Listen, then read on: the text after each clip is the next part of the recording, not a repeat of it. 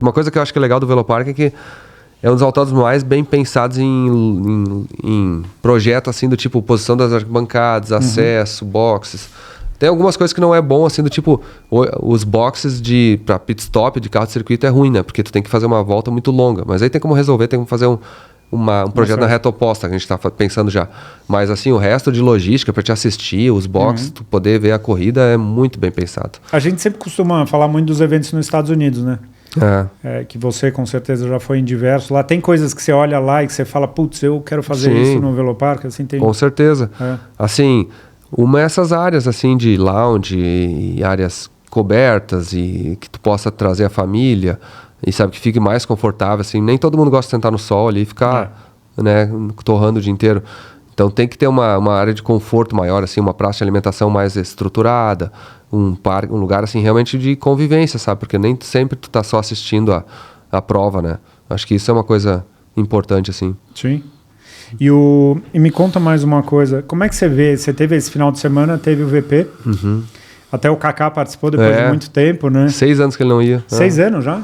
Caramba. Foi na época que ele estava, então, antes de ir pro Mundial. Foi antes. Aquela vez lá que ele foi testar o pneu grande lá. Exatamente. Caramba, olha como o tempo passa. Como é que você vê o momento da arrancada hoje em dia no Brasil? Cara, tá muito forte, viu? E assim, o que o Speed fez pela arrancada no Brasil é sem precedente, porque o Speed, o grandão, assim, como ele compete nos Estados Unidos na NHRA, ele obviamente conhece melhor do que ninguém as regras e o modelo de corrida e tudo. E eles conseguiram eles conseguiram desvendar, digamos assim, para o Brasil o tratamento de pista que ninguém conseguia. E aí hoje tem uma equipe lá que é a do Sabo, que faz todo o tratamento de pista no Speed. Isso associado com a forma eficiente de correr, de andar, de não parar muito tempo. O maquinário que o Speed tem de limpeza de pista é muito bom mesmo, é padrão superior aos Estados Unidos, assim, então a pista fica pouco tempo parada, então eles deram um ritmo melhor. Questões de regulamento, várias coisas que eles fizeram assim de ajustar, adequar, o pinheirinho, várias coisas positivas assim. Então eu diria assim que o Speed deu uma engrandecida na arrancada fortíssima, sabe? E obviamente depois disso o Velopark conseguiu usar a mesma equipe de tratamento, então tem muita colaboração nesse sentido aí. E aí a pista do Velopark também melhorou agora nas últimas 2 etapas com a mesma equipe do tratamento do Speed. Mas os carros no Brasil estão um nível muito alto. Se for pensar, hoje a gente tem aí 12 Pro Modes no Brasil, tem mais carros chegando. Carros assim, Opalas aí, fantásticos, assim, que 2.000 cavalos, os Gol, todos os carros de todas as categorias avançaram muito assim mesmo, sabe? E eu acho que isso comprova o crescimento da arrancada, sabe? Tem muito mais carro hoje do que tinha um ano atrás. E assim por diante, sabe? E as pistas também agora, uma das coisas que a gente está fazendo uma das primeiras coisas que a gente fez foi sentar com o próprio grandão, com o Speed, com o Adriano, alinhar os calendários, assim, não ter conflitos, porque isso é importante também, né? Que se as pistas não conseguem não conflitar datas, assim, tu obviamente consegue que as pessoas consigam competir mais, não deixem de escolher um evento ou outro, então consigam em todos, sabe? E tem demanda quanto mais pista, melhor, e quanto mais organizado, mais vai crescer o esporte, né? Essa até tinha sido uma pergunta do Rafa Henrique, que acompanha a gente, que falou se vocês iam trabalhar em conjunto com o Speed. Totalmente. Assim. O Speed, assim, merece um agradecimento especial, assim. O Adriano Caia, ele implantou um sistema de gestão muito eficiente, assim, e trouxe várias coisas que merecem ser copiadas e igualadas, né? Então, e eles estão contribuindo muito, assim, em nos dar várias orientações, assim, de como é que algumas coisas a gente pode ajudar e fazer melhor, sabe? Então, realmente, assim, é legal ver essa sinergia. E, obviamente, eu sou muito amigo do Grandão, a gente é amigos pessoais há décadas. Então, assim, genuinamente, a gente se dá muito bem já. Agora facilitou mais ainda, sabe? Isso é legal e importante, né, pro esporte, né? Que eu acho que a ideia de vocês é ter os pilotos que correm em São Paulo correndo no Rio Grande do Sul. Porque hoje em dia, se tu for pensar, o custo da arrancada já é relativamente alto, né? Sim. O transportar um carro para outro estado não é o custo mais relevante. A gente não está mais falando aquele... Normalmente, existem vários níveis de arrancada, obviamente, né? Vai ter sempre aquela arrancada mais amadora, que é um cara que vai correr meio que na pista local, mas esses carros aí que custam $500.000, $1 milhão, 2 milhões, assim, que a estrutura é cara, o custo da viagem não é tão relevante na despesa total. Então, ele para correr numa etapa no Rio Grande do Sul, uma etapa em São Paulo, é aceitável, sabe? Então, tendo pistas assim de níveis similares, facilita muito, porque o cara consegue ter... Hoje, o Speed, se eu não me engano, acho que vai ter 5 ou 6 provas. E o Speed Fest, que inclusive vai estar acontecendo aí daqui a 3 semanas, se eu não me engano. No final de semana, eu acho que do Armagedon. Até. Não, no seguinte, acho que é. É no seguinte? Eu acho que é. É fantástico, assim, até deixa o convite, porque tem que prestigiar, sabe? O Speed Fest é o festival, digamos assim, do Speed, é um evento fantástico e vai ter muito, muito carro mesmo, é uma época boa. E no ano que vem eles mudaram para julho. Isso foi uma atitude muito legal, assim, para justamente deixar um calendário mais distribuído.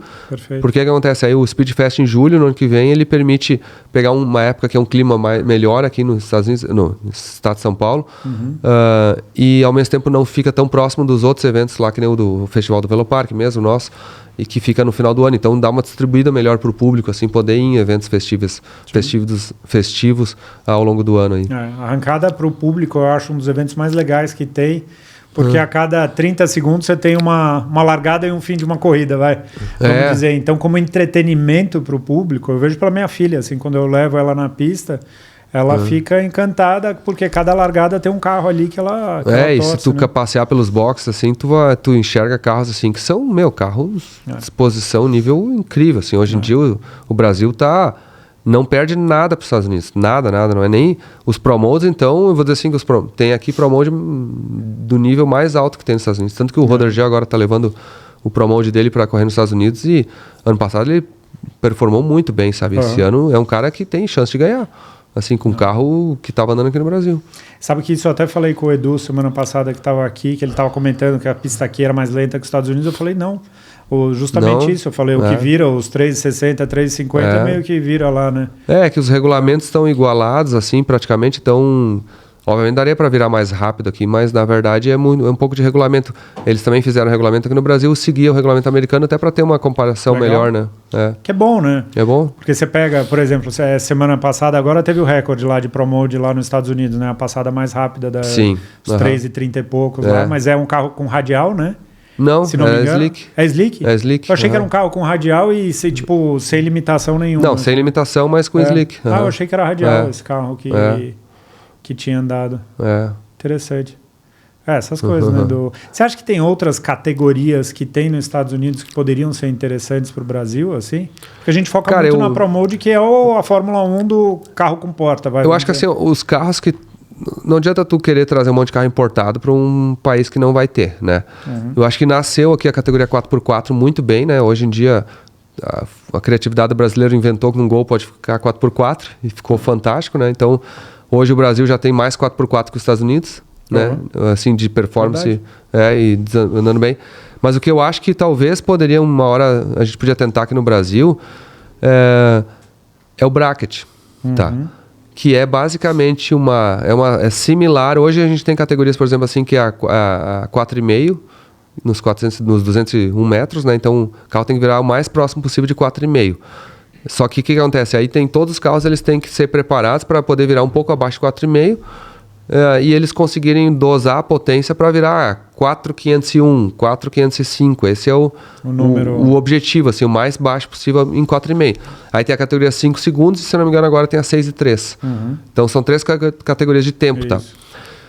Só que tem uma variável que é o seguinte: nos Estados Unidos eles fazem uma que o tempo é variável, né? Então, em vez de todo mundo tem que virar 4,5 naquela categoria, tu diz o quanto que tu vai virar, né? Então tu bota um dial board que chama no carro, assim, outro escreve até com uma canetinha ali.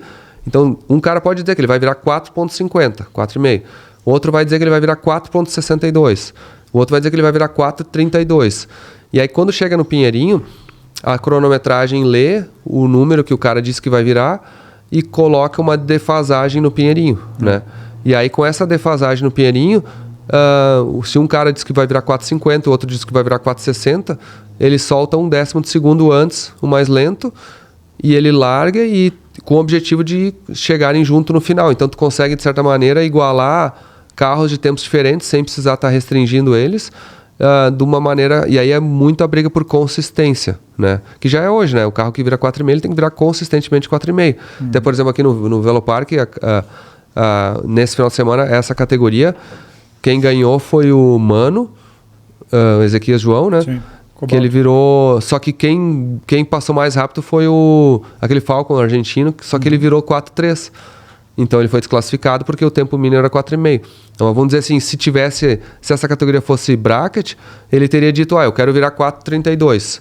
E o outro ia dizer assim, eu quero virar 4,75. E os dois iam largar com defasagem de pianinho e quem chega primeiro ganha. Então eu acho que esse tipo de bracket podia testar aqui no Brasil, talvez ele... Nos Estados Unidos funciona pra caramba, as provas são... Muito forte. Muito forte. Eu lembro do teu funcionário que participava com aquele dragster lá e tipo, direto, e contava que eram umas provas gigantes. Sim, assim. 1.000 carros, 800 carros. E muita grana, né? E ali eles têm o hábito de dar uma premiação muito forte, assim. Claro, eles pegam lá, tem a prova do 1 milhão, que eles dão $1 milhão de prêmio pra isso. Então, assim, é quase uma jogatina, assim, aquilo ali. Uhum. É legal, né? São coisas aí pra pensar e eventualmente testar. Como entretenimento pro público é muito legal. Eu acho que para o piloto é legal porque ele tem que ter uma concentração muito grande no farol dele e não na referência do outro carro, porque muitas vezes o outro carro larga antes dele. Né? E para o público é muito legal porque os carros eles largam defasados, mas eles terminam juntos. Exato. Né? Então tem aquela emoção ali que é um pouco da lista, vamos dizer, essa coisa do um contra o outro ali na hora e... Eu acho que é uma coisa que podia testar. Uma outra coisa que eu tenho curiosidade de ver no Brasil... é uma prova de radial exclusiva. Assim, porque hoje sempre que acontece as pistas, elas acabam tendo radial e slick, né? Então, se tu tratar a pista para slick, não fica perfeito para radial. Se tu tratar para radial, não fica perfeito para slick. Isso, e, obviamente, tu separam as categorias assim para andar. Então, quando tem tratamento de slick, o do radial é bem mais cola depois do slick. Mas as provas exclusivas de radial, por exemplo, assim que nem a No Mercy ou Lights Out nos Estados Unidos, cara, a quantidade de cola, assim, é impossível caminhar. Tu perdeu o tênis ali é muito fácil. Perde o tênis, aí dá um outro passo, perde a meia, no outro já rola, e vão te tirar, arranca a camisa. Cara, é um negócio assim... É um vexame, uma humilhação. Não pode caminhar assim. Eu acho que um dia nós tínhamos que fazer uma prova assim, só para ver o que acontece. Imagina, todos os DTB, todos os TTA, todos os... radial, assim, drag radial, andando numa prova dessa, assim, pra ver. Porque até pra vocês... me corrija se eu estiver errado. O pneu radial, ele aceita muita potência em cima dele, né? Então, ele normalmente onde estão os carros mais potentes, né? Na verdade, o radial é o seguinte, ele tem a trama radial, permite que o pneu não deforme se tu aplicar muita potência e muita tração, enquanto que o slick, ele tem um limite de tração que ele vai deformar, e aí quando ele deforma, ele perde contato com a superfície. Então, os carros, especialmente de tração traseira, ou todos os carros, o objetivo principal é tu empurrar o máximo de força possível o pneu no chão. Só que o slick, quando tu pressiona demais, ele colapsa. E aí ele muda, obviamente, a superfície de contato. O radial, ele é, de certa maneira, a estrutura dele não faz... Ele mantém a superfície de contato e ele faz mais pressão no chão. Então, se fosse medir assim com... quantos quilos está pressionando no chão, o radial consegue fazer muito mais força. E aí, obviamente, quanto mais pressão o pneu no chão, mais tração ele vai ter. Mas, em compensação, o radial não tolera distracionar. Enquanto que o slick, ele, de certa maneira, ele é bom com um distracionamento leve. Assim, ele gosta de andar distracionando. Então, essa é a principal diferença. Mas um precisa de muita cola e o outro precisa de muita borracha na pista. Então, essa é a diferença. Essa é interessante. Essas coisas que agora você vai ter liberdade. Vamos ver se a gente consegue. Vamos ver eu vou dizer assim, se o pessoal achar que é legal a ideia, eu acho que tem que testar. Eu vou tem te falar, que fazer principalmente para o público, o bracket é um negócio que... dá para fazer são duas coisas. Às vezes pode igualar muita gente, né? Você traz muita gente para o jogo, o cara que vai virar 7-0, estou inventando. Sim. E que às vezes vai largar com 2 segundos de defasagem do outro carro. Exato. Né? Mas são duas coisas diferentes. Uma é a prova de radial mesmo, né? E a outra é o bracket mesmo, que eu acho que é uma modalidade interessante, que a gente no Brasil não se tem muito conhecimento. São coisas legais aí pra gente ver e pra gente acompanhar. Fala uma coisa, tua Ferrari tá em que pé? Pro pessoal tá quase pronta, eu ia passar hoje ali, se eu vim, acho que, sei lá, mês passado, gravei um episódio, tava na lata, né? Até fiz uma enquete se era pra pintar de outra cor, ou deixar na lata escovada assim, eu acabei decidindo voltar a ficar no amarelo mesmo. Tá aí, ó. Fez bem. Eu vi essa tua... mas é que, olha só, é tentador, né? O carro ficou... É bonito de ver, né? É impressionante, lixado assim, ou escovado, né? Mas o Carlinhos ali, o Calu, os caras são muito bons, cara. É impressionante. Assim, eles refizeram toda a estrutura da frente dela, que era batida, né? E muito bem feito, assim, reconstruindo tudo. E agora o carro tá na tinta. Uma das coisas que eu acho mais legais de você ter o teu carro do teu jeito e fazer as coisas que você tem vontade é que você não fica preso a essas coisas do tipo, ai não, eu não posso falar que esse meu carro foi batido, sabe assim? Tipo, foi, tá aí, vai ser resolvido e é até eu vou dar um exemplo assim, próprio Calu, né? Eles têm dificuldade de expor os trabalhos deles, assim como qualquer oficina, né? Porque a maioria dos... Pensa assim, se tu tem uma Ferrari no Brasil e tu bateu ela e tu quer arrumar ela, então, o que você faz? Tu tem que esconder, né? Então eles são muito privados, assim, na forma como eles expõem os carros, né? Então, dificilmente tu vai... é totalmente privativo, tu não vai ver um carro que foi batido sendo arrumado ali, até para não denegrir o carro, né? Então, para eles também é difícil ter uma oportunidade de alguém que diga assim, não, pode mostrar que estava ruim mesmo. É legal, né? É uma liberdade que eles têm. E o Cuda você também está reformando aqui no Brasil. O Cuda também está no Brasil, em Timbó, Santa Catarina, na Toyoboni. São uns caras muito bons. Os caras, assim, uma oficina especializada originalmente em Toyota Bandeirantes, que exportam para os Estados Unidos. Conheci eles até nos Estados Unidos, foram me visitar lá. Eles fazem vários Toyota Bandeirantes restaurado, total assim, exportam para os Estados Unidos. E aí eles tinham alguns clientes na Geórgia que eles foram lá fazer uma entrega técnica, me visitaram, acabei conhecendo os caras, conhecendo o trabalho. E Timbó, o interior, assim, tem vários lugares assim que tu encontra restauradores de extrema qualidade. E tá um trabalho fantástico. A única coisa, coitado dos guri ali, porque começaram a desmanchar e começaram a ver mais podre. É igual obra de casa, né? Quando você começa a mexer. E o Dodge, Chrysler, Plymouth ali, são os carros safados, assim, porque é uma lata propícia, assim, é tudo lata dupla. É umas coisas assim, na época não pensaram que não ia ser o melhor para esse tipo de situação ali.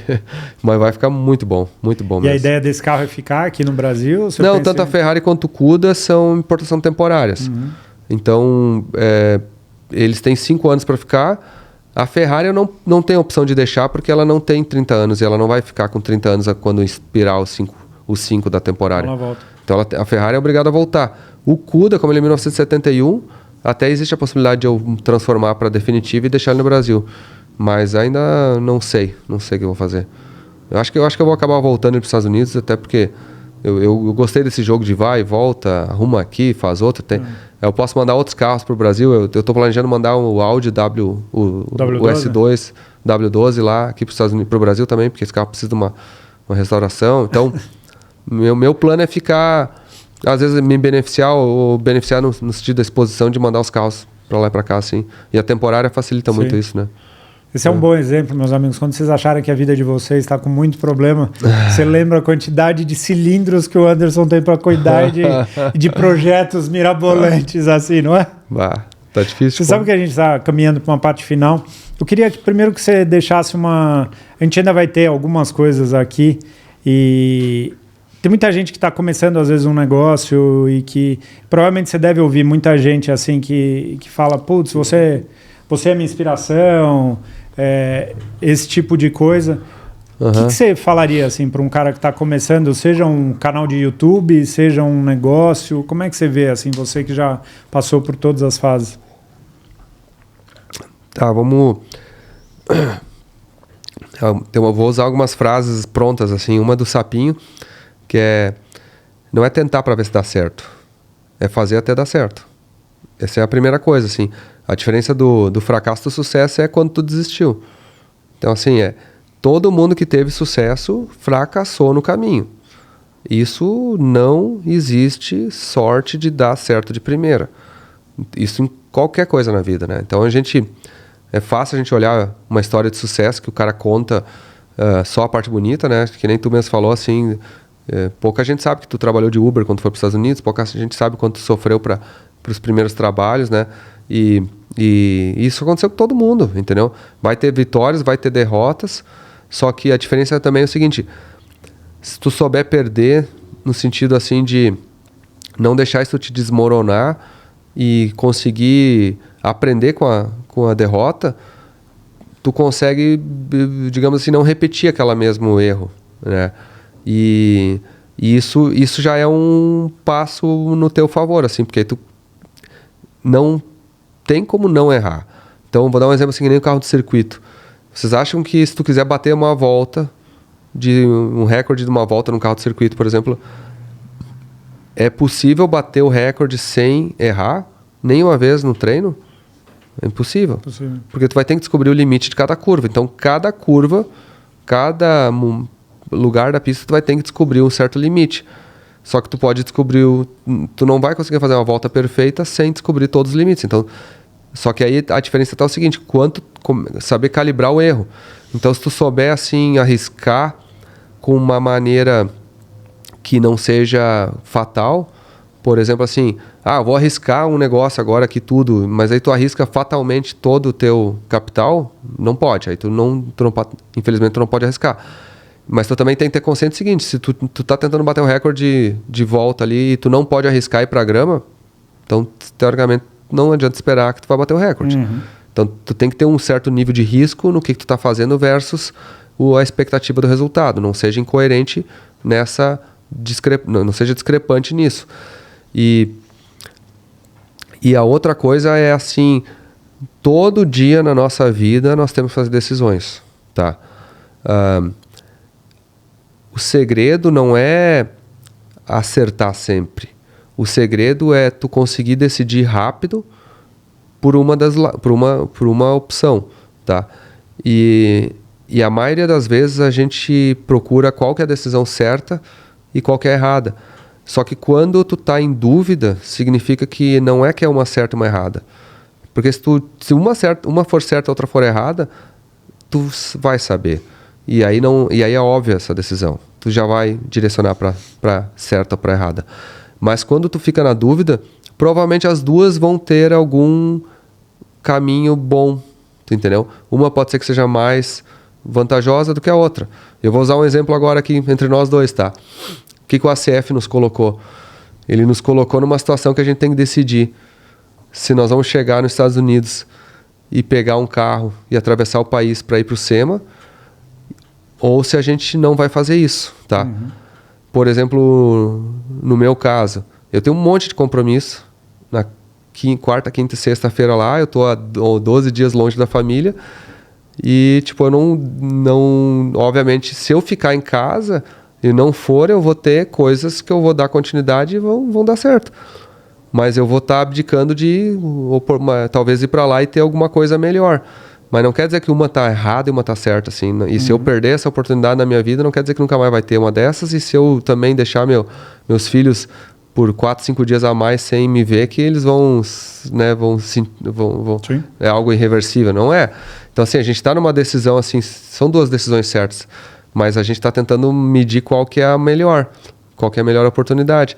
Então, na vida, mais ou menos as coisas. Só que é o seguinte, se nós deixar para decidir amanhã de noite, é tarde.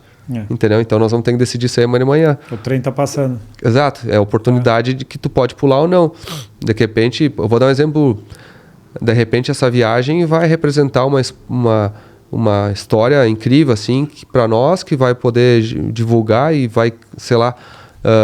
dá uma repercussão fantástica, chego lá e o carro expõe muito bem e isso gera um baita no resultado. Por outro lado, pode ser que estrague na primeira hora e pode dar errado, mas assim, de novo, o ruim é não decidir e perder a oportunidade. Então, assim, a minha dica é assim, quando muitas vezes vai ter, e eu vou dar um outro exemplo que é muito mais forte que esse. A compra do Velopark é o negócio mais complexo que eu já fiz na minha vida. Disparado. É um negócio, assim, extremamente elaborado, estruturado.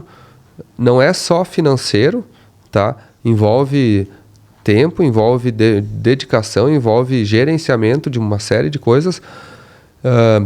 Mas eu tive que decidir muito rápido. Porque, literalmente, se eu podia perder esse negócio e me arrepender, eu podia, né, postergar, e eu tinha prazos curtos para resolver.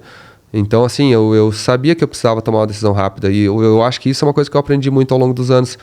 Em geral, eu consigo fazer decisões rápidas e consigo ser bastante assertivo nelas. Mas, de novo, quando tu decide rápido, tu tá consciente que tu pode cometer erros, entendeu? E tem que viver com esse erro. Então vai ter momento que eu vou me arrepender de alguma coisa que eu decidi, mas pelo menos eu não perdi a oportunidade de postergar a decisão. Eu acho que isso é uma das coisas, assim... A maioria das vezes tu te arrepende porque tu não decidiu. Não porque tu decidiu por um ou por outro. Você acha que é meio que da linha, se arrependa do que você fez e não do que você deixou de fazer? Com certeza, sim.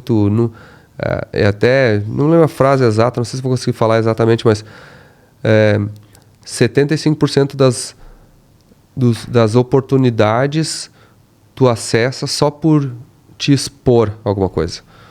Então, quando é assim, eu vou encontrar um grupo, vou vir aqui nesse podcast, vou fazer uma viagem. 75% da chance de conseguir alguma coisa é só de ir naquele, só de fazer aquilo, sabe? Então, assim, a maioria das vezes a gente perde as oportunidades simplesmente porque a gente não está exposto, ou não está expondo ao risco, até de certa maneira, mas quando a gente fala expor ao risco, na verdade, tu te expõe ao risco com o objetivo de ganhar, né? Então, do risco de ganhar. Então, de certa maneira, eu acho que na vida a gente precisa tomar mais risco, mas é risco consciente, né? Obviamente. E a maioria das vezes a gente se arrepende de não ter tomado risco. Muito bom. Anderson Dick dando boas recomendações para vocês, não tem desculpa. Se você quiser assistir essa entrevista completa, ela está disponível aqui no YouTube, no canal Máquina, e toda segunda-feira às 19 horas a gente recebe um novo convidado para um novo bate-papo que eu tenho certeza que vocês vão curtir. Eu espero por vocês.